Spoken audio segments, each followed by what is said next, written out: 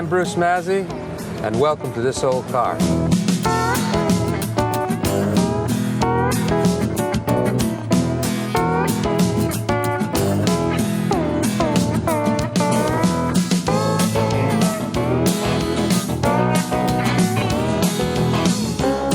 Welcome back to This Old Car.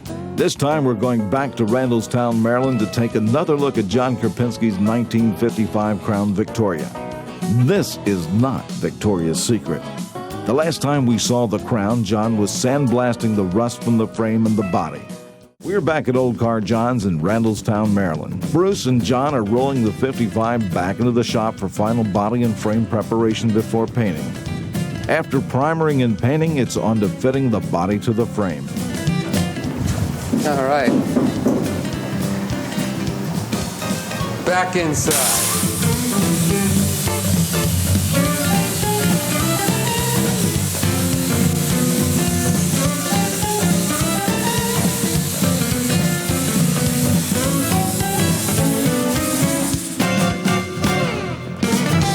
He's straightening that raw edge out so the new panel has a flat surface to weld against.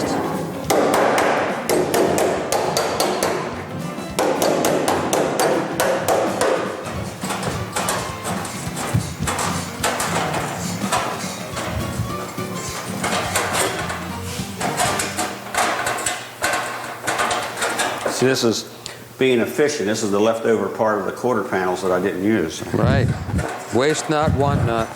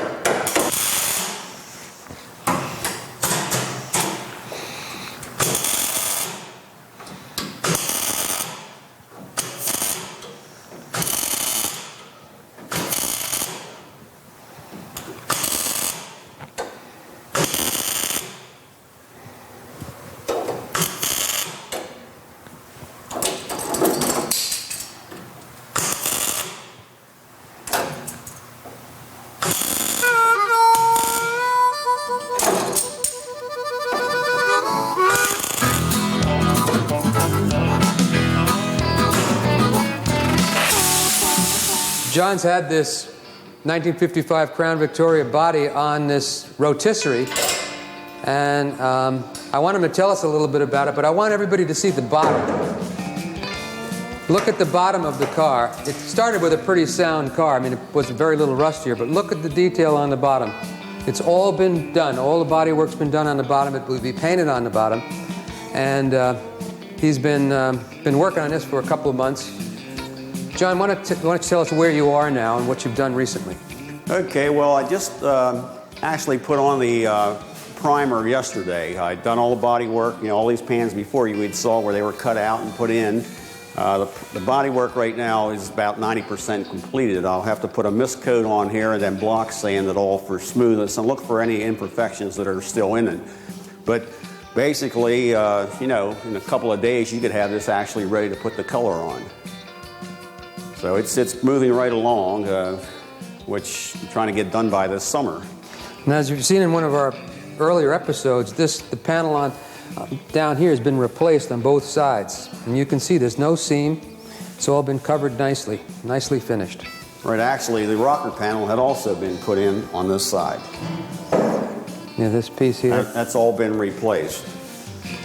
So nice detail on the end here where the front fender and the door come together. Very nicely done. So what's next here? You're going to block sand and then like paint? I say, put the mist coat of gray on, and I'll block sand it, and then you know, look for any imperfections, any scratch marks, any any little bevels or anything, and that's where the final work is. The tedious part, getting it ready. Once this is all block sanded, look for any imperfections in it.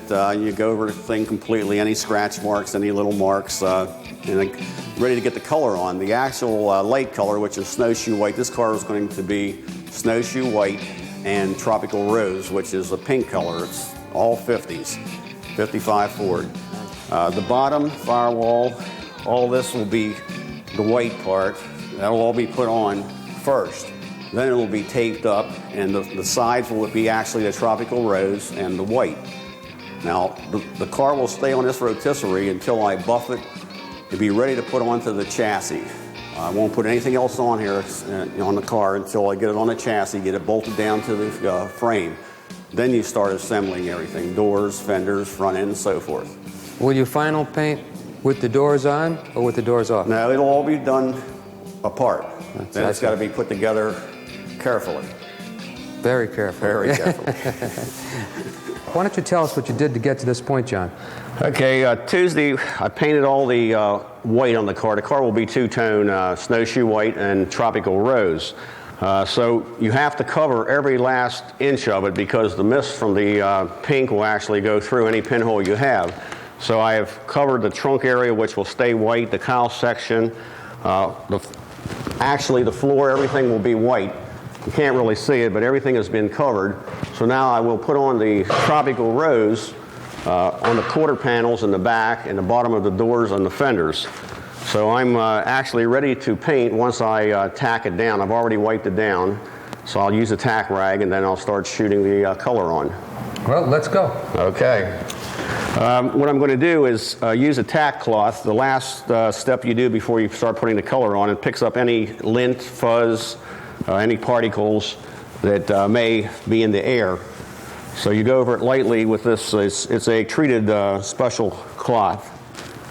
So you go over every bit of the surface.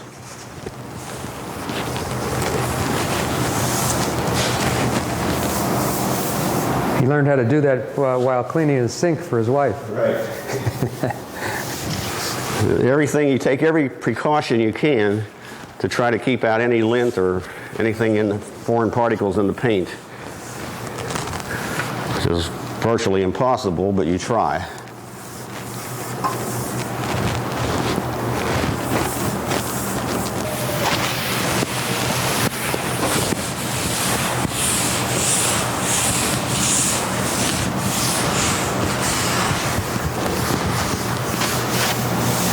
Before using the tack cloth, he went over it with a cleanser also to clean the surfaces and get any possible grease stains from your fingerprints, anything like that. I had one car I bought some years ago that had a brand new, had a set of fingerprints right on the hood where someone had closed it before the paint went on it, and they showed through. It used to drive me nuts. Brand new car.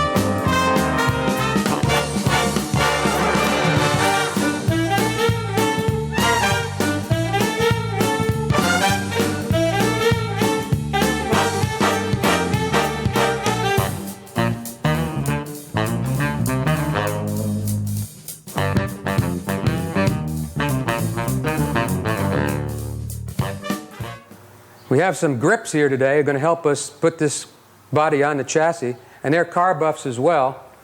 On my right and your left, next to John, is Bob Brown and Joe Sardillo. Joe's a car buff, and so is Bob.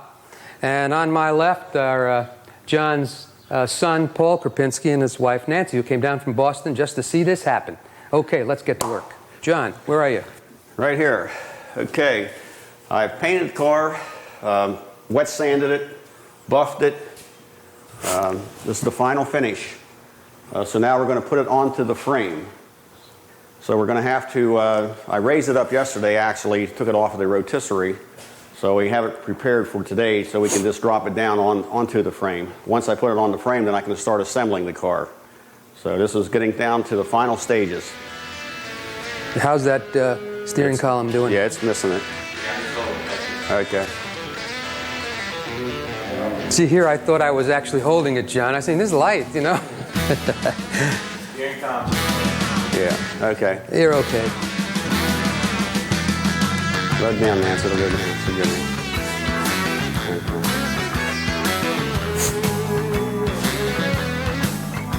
Okay, now we're going to have to probably take this crank. Well, This is the tough part. Yeah, this is all the the weights tough back one. here. Boy, I'll tell you. let's. Yeah.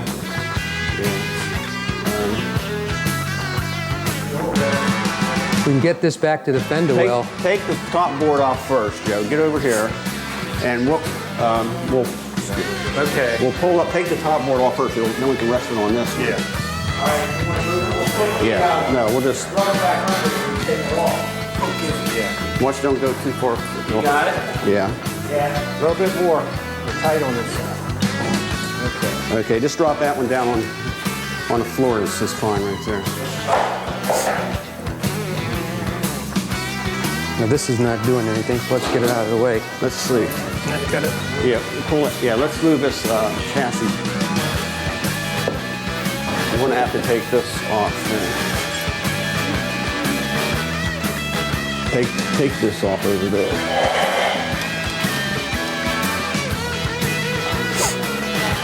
And we'll move the chassis back a little Yeah, I bit. got it.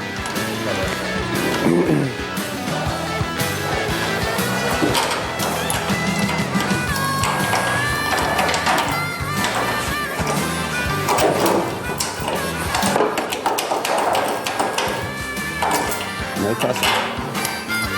They dropped it down from the top, you know, with the hooks, 4 hooks.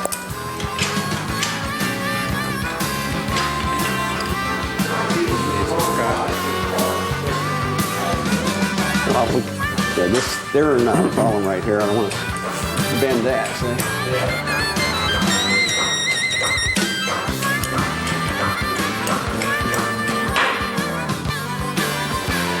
Come on back. Okay, now let's lower the back. Get this. Hey, John, I got it. No, I got it. Just take the block out. Hey, John. Huh? Watch your hand, honey. I can pull this side up and take the block out.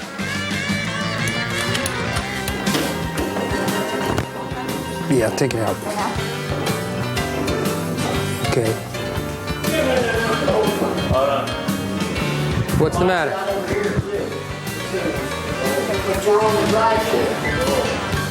Okay, we're going to have to go to the rear, Joe. Watch your fingers back here. He'll go in these holes right here, but we can leave it down. We can move it around. Okay. Let's.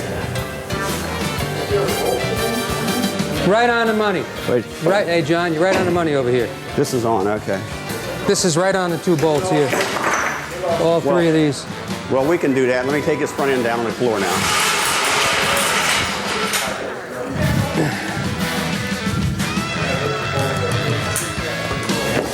It's our wood too. I had 4x4s back here, but they disappeared. I found them over on their pile. They use them. Okay, Joe.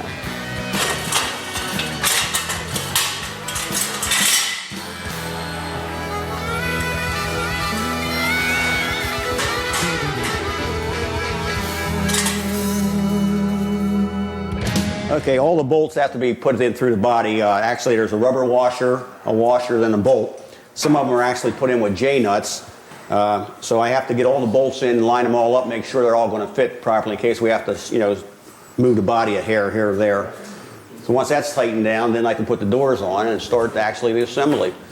You can put the things inside the firewall, all the brackets that get bolted to it, the master cylinder. It's just it's a process. Once you start, there's no stopping now. It take about probably anywhere from 4 to 5 weeks final assembly. tropical rose. Gotta bend down again.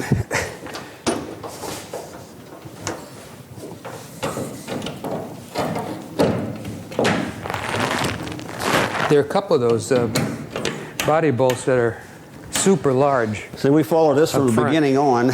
We replaced all this. That's in the previous videos. Fitted the skirt.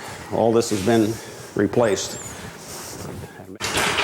Okay, this is the dash ready to go in. All I have to do is put the new wiring on the back yet. All the gauges, everything's in. All these pieces have been replated. The dials have been painted.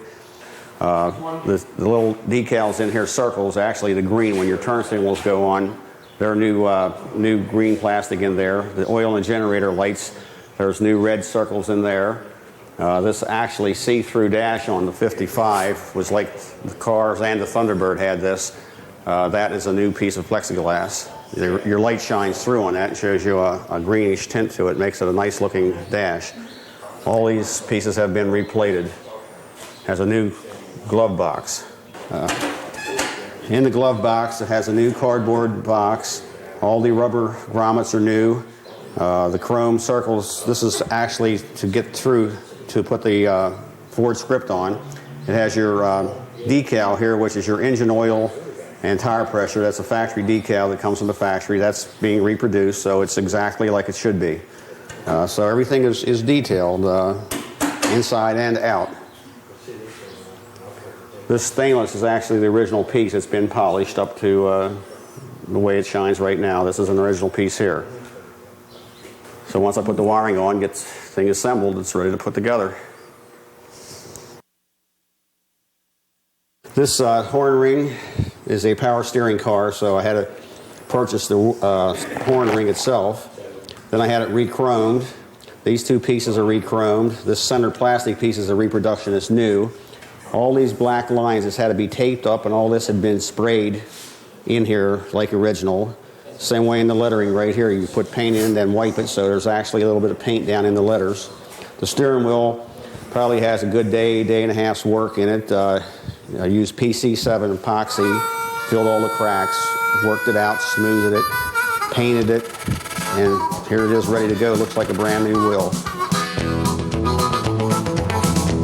Okay, hey John, we want to catch up with you, see what you've done since you put the car on the frame back a couple of weeks ago. Looks like you've been working nights. A lot of progress. We started from the back. We did the important part. We put the Continental Kit on. Well, putting the Continental Kit on, I had to start with this pan, put these two pieces together with this windlace between it. You had to brace it up here, and because actually you drill a hole right here. There's one screw goes in right there. So once you get all that bracket underneath there, there's extensions that come with the kit for your bumper brackets. So you put all that on, you have to put it in, take it off to get the right position. This is how you actually, this releases the Continental Kit right here, tilts to the left, so you can have access to the trunk latch. And the gas. To the gas cap, right? Once you want to, every time you got to put gas in, you got to remove this over. God forbid that gets stuck. You can't put gas in the car. Right. Well, it's just a little spring-loaded latch right here. So this is actually how this works. It locks it in position. So once I got all this back on, then I went forward. Before I put the dash in, actually you had all the underneath the dash here area to put in. You had the insulation, you had these rubber plugs, you had the emergency handle. You put the dash in. I had to get underneath here and hook up all the latches, everything for the vents. The radio had to come back out of the dash so I could get into the wiper motor because it's up underneath there pretty far. I had to get the cable on that. So then I ran all the wiring. This is your cable that goes back to the rear lights, your backup lights. All the other wires go through the firewall into the engine compartment. Since then, while we're inside here, I actually have the headliner in. But all this had to be put in and held in place before you could put the actual windshield in or the back window. So now once that's in, I can continue with all the trim work. But you have to put the windows in. So there's a really a madness to it, which you got to put in first before you can get to the next position. The other day we hung the doors on, so I can put the fenders on now, because you have to have those on first, so you can line everything up.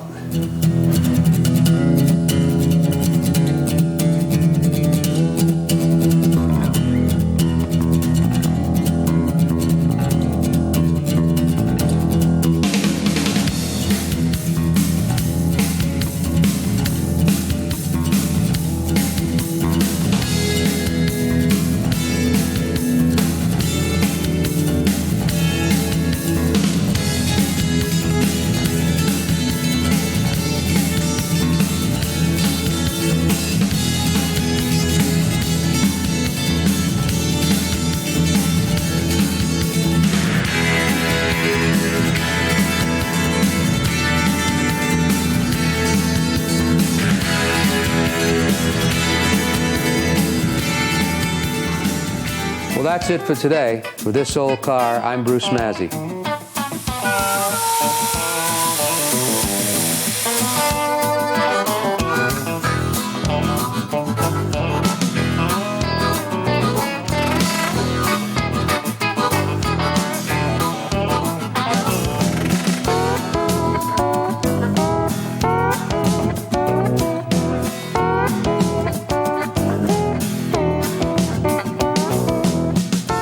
Thanks for watching This Old Car. Bruce will be back next week with more great classic cars, fact-filled interviews, and restoration tips.